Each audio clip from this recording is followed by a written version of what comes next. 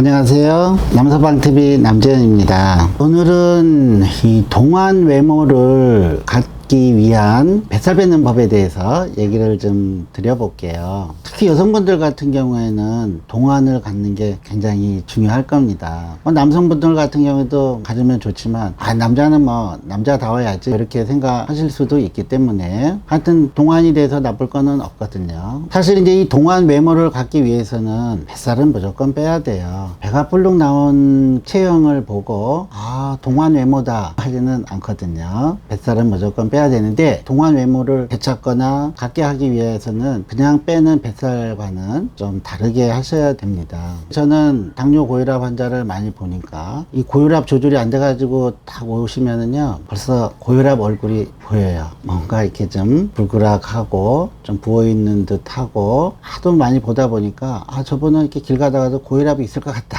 하는 분들 있어요. 당뇨 환자도 있어요. 잘 조절이 되면 문제가 없지만 이게 포도당 이용이나 이런 대사 과정에 문제가 있으니까 좀 푸석푸석하고 좀 피곤해 보이고 하는 또 얼굴이 또 있어요. 그래서 일단은 이 당뇨 고혈압이 잘 조절이 돼야 되겠다 이런 성인병을 갖고 계신 분들, 그리고 이제 뱃살 빼기 이제 들어가야 되는데, 자 우리가 이제 노화의 주범이다 뭐다 해가지고 많이들 들어서 알 겁니다. 첫 번째가 활성산소죠. 이 활성산소는 우리 몸의 대사 과정에서 나오는 혈액 찌꺼기 인데요. 얘가 높으면 여러 가지 세포도 손상을 시키고 혈관도 좀 망가뜨리고 하기 때문에 노화의 주범이다 또는 여러 질병의 근원이다 뭐 이렇게까지 얘기를 하고 있습니다. 그래서 가급적이면 활성산소를 만들지 않는 뱃살 빼기를 하셔야 됩니다. 이 활성산소라는 거는 급격한 운동이라든가 피곤한 상태라든가 불규칙한 생활 습관이라든가 이럴 때 더 많이 생기거든요. 그래서 운동을 할 때도 활성산소가 생기지 않는 그런 운동을 하셔야 됩니다.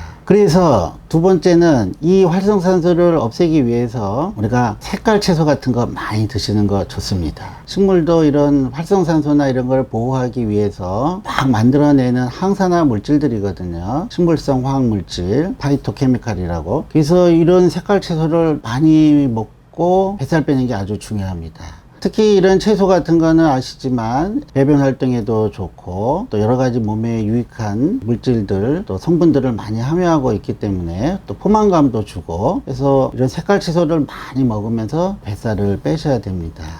매일 색깔 채소를 엄청나게 먹을 수는 없기 때문에 부족한 이런 항산화 작용을 보충해 주기 위해서 항산화제 영양제를 꼭 챙겨 드십시오. 근데 항산화제라고 해서 비타민 C, E, 징크, 셀레늄, 크로뮴, 베타카로틴, 플라보노이드 이런 거 여러 가지를 다 각각 개별 약으로 해서 10가지, 20가지씩 먹을 수는 없고요. 나름대로 이런 좋은 생활 습관에 색깔 채소 먹으면 이런 항산화 성분이 골고루 들어가 있는 종합 영양제들 있거든요. 그런 거 챙겨 드시면은 좋습니다. 저는 그런 거 챙겨 먹는 거는 적극 권장합니다. 활성산소를 만들지 않기 위해서는 유산소 운동이 중요합니다. 그래서 이 무산소 운동이라든가 심한 근력 운동이라든가 이런 거는 굉장히 몸에 무리가 가고 일종의 노동으로 작용할 수가 있고요. 달리기라든가 운동이라든가 막 숨이 헐떡헐떡 차고 자기의 인내심에 체력의 한계까지 도달하는 이런 운동들은 사실 상당한 우리 몸에서의 스트레스에 무리를 주거든요. 그래서 그런 걸 통해서 뱃살 빼는 분들 할 수 있어요. 하지만 동안이 되기 위해서는 활성산소를 많이 만들어내는 그런 격한 운동보다는 꾸준히 하는 유산소 운동을 통해서 조금씩 뱃살을 빼내셔야 됩니다. 그 다음에 음식을 통해서도 싱싱한 식재료 같은 것들을 섭취하는 거 참 좋아요.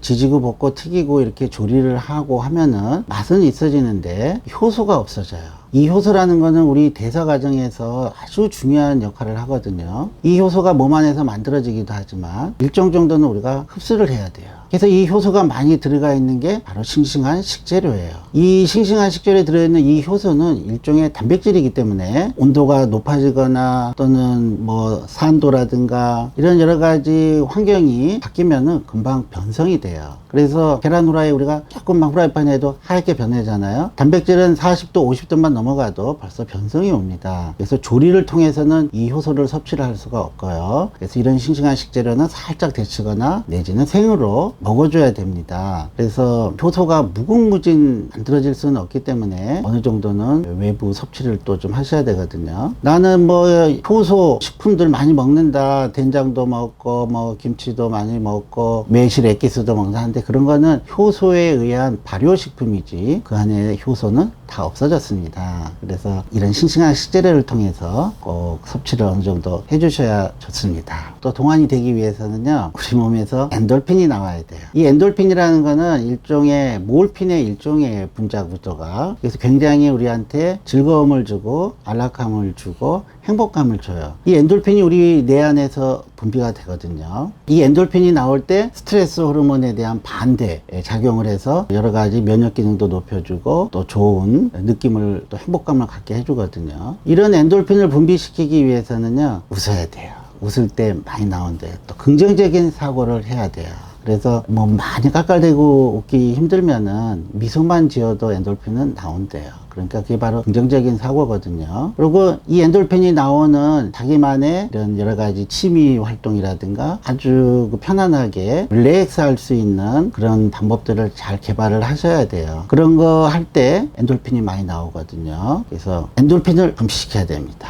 자꾸 좀 웃으시고요. 저는 그래서 영화 같은 것도 해피엔딩을 좋아해요. 막 기승전결 막 갈등 구조되면은 잘 안 봐요. 그냥 막 돌려가지고 끝에 결론만 보고 하기도 하고, TV 프로그램도 그냥 잔잔한 그런 예능들, 개그 프로 같은 것도 좋아하고, 이런 프로들을 자주 보려고 또 해요. 산책 같은 것도 좋고. 하여튼 엔돌핀이 참 중요합니다. 그 다음에는 유익균을 증가시켜야 돼요. 우리 장 안에는 유익균과 유해균이 서로 막 치열한 경쟁을 하고 있는데, 유익균을 70% 80% 이상 수준으로 올려주는 게 굉장히 좋다고 합니다. 그래서 역시 이런 유익균을 올려주는 거는 또 유산균 같은 거, 또 유산균 먹이가 되는 프리바이오틱스 같은 거, 또는 싱싱한 이런 식재료, 섬유소 이런 데 많이 드시면 유익균이 많이 올라간다 하거든요. 이 장에서의 유익균의 역할은 아주 많이 밝혀지고 있는데, 면역 기능에 관계가 되고 뭐 비만에도 관계가 된다 하고 하기 때문에, 하여튼 불규칙한 식습관이라든가 또는 여러 가지 방부제가 들어간 이런 음식보다 싱싱한 식재료를 통해서, 그리고 또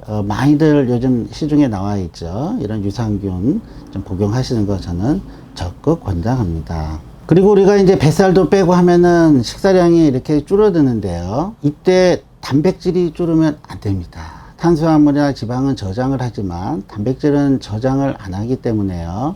내가 오늘 그냥 김치 된장찌개에 밥만 먹었다 해서 단백질이 좀 부족해지면은요, 근육이라든가 우리 몸에 있는 이 단백질을 분해를 해서 사용을 해버려요. 왜냐하면 필수 아미노산이 제때 공급되지 않으면은 우리 몸에 있는 단백질을 분해해서 또 사용을 하거든요. 단백질이라는 거는 여러 가지 호르몬이라든가 또는 우리 지지 조직, 근육도 물론 있지만 장관막사에 있는 이런 결체 조직들, 머리카락, 뭐 손톱 이런 거 다 재료거든요. 또는 이제 장 점막, 이 장 점막이 하루에 3분의 1씩 물갈이를 해요. 그것도 만들어내야 되거든요. 그 부족하면은 근육에 있는 걸 막 갖다 쓰는 거예요. 그래서 이 근육이 빠지고 하면은 안 되거든요. 동안이 안 됩니다. 그리고 또 여기에 덧붙여서 체중은 급격하게 빼면 안 됩니다. 특히 동안을 나타내는 얼굴 모양 중에 하나는 이 볼살이에요. 이게 살이 갑자기 쭉 빠져가지고 체중을 너무 갑자기 빼면, 이 볼살이 없어지면요, 더 늙어 보여요. 그래서 천천히 빼야 돼요. 이 뱃살만 빼도록 해야 되거든요. 그러면서 단백질을 꼭 보충을 해서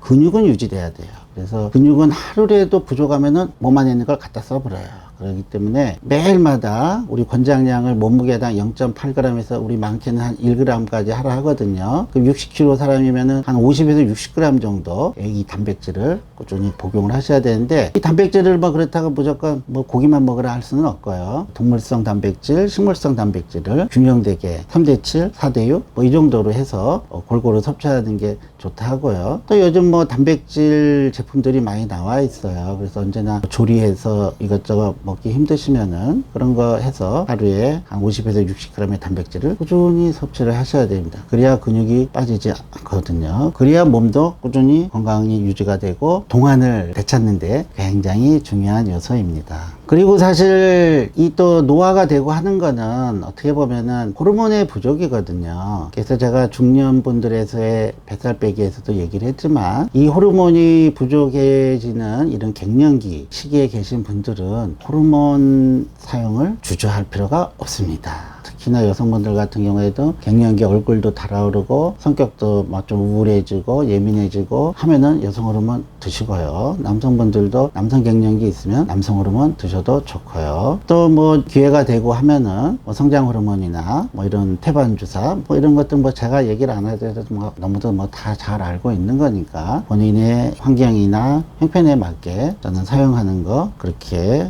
반대하지 않습니다. 이런 거를 보충을 해줘야 그게 바로 노화를 또 막는 거거든요. 그런 과정이 돼야 또 뱃살도 잘 빠지고요. 자, 마지막으로는 숙면을 취하셔야 됩니다. 숙면을 취할 때 우리 몸에서 여러 가지 호르몬들도 나오고 또 대사 과정도 회복이 되고 그 다음날 또 다른 생활을 할 수 있도록 해주는 게 바로 숙면이거든요. 그래서 이 숙면이라는 거는 규칙적인 잠이 중요합니다. 늦게 자고 늦게 일어나면 되지 뭐 나 하루 7시간만 자면 되는 거 아니야? 이게 아니고요. 일정한 시간에 리듬감을 갖게 자야 우리 몸도 아 이때 자는 시간이구나 해가지고 멜라토닌도 나오고 성장 호르몬도 나오고 여러 가지 호르몬들이 분비가 됩니다. 그래서 규칙적인 수면에 푹 잘 수 있도록 여기서 저녁 때는 가벼운 샤워나 자욕 같은 거 하면서 카페인 같은 거는 좀 줄이고 술 먹어서 자는 거는 숙면이 안 돼요. 술은 깊은 잠을 못 들게 해서 술 먹고 많이 자더라도 그 다음날 피곤해요. 그래서 술 먹고 자려고 하지는 마시고 이 숙면을 취할 수 있도록 여러 가지 방도들을 잘 강구를 하셔서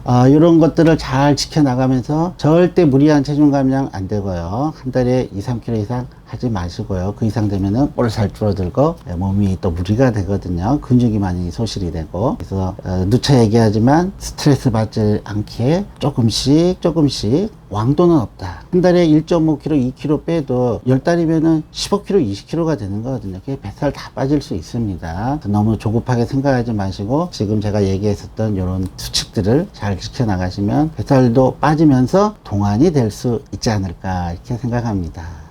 감사합니다.